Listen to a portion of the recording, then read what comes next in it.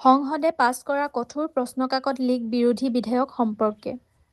এই বিধেয়কখনৰ নাম হৈছে the public examination prevention of unfair means amendment bill 2026। বিধেয়কখন অনুসৰি পৰীক্ষাত প্ৰশ্নকাকত লীক বা অনিয়মৰ লগত জড়িত ব্যক্তিসকলৰ বাবে কমেও 5 বছৰৰ পৰা 10 বছৰলৈ জেল আৰু 50 লাখ টকা পৰ্যন্ত জৰিমনাৰ বিধান ৰখা হৈছে।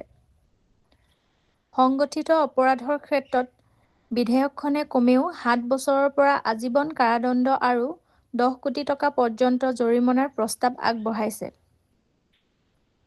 বিশেষ ফাষ্ট-ট্ৰেক আদালত।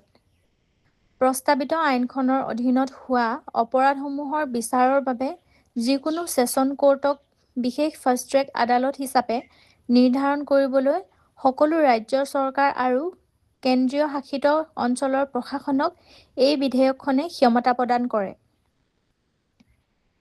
দ্ৰুত বিচাৰ প্ৰক্ৰিয়া।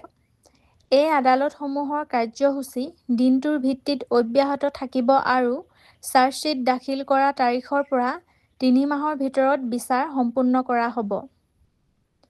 বিশেষ টাস্ক ফ'ৰ্চ। যিকোনো অপৰাধৰ তদন্তৰ বাবে কেন্দ্ৰীয় চৰকাৰে বিশেষ টাস্ক ফ'ৰ্চ গঠন কৰাটো ক্ষমতা প্ৰদান কৰে এই বিধেয়কখনে।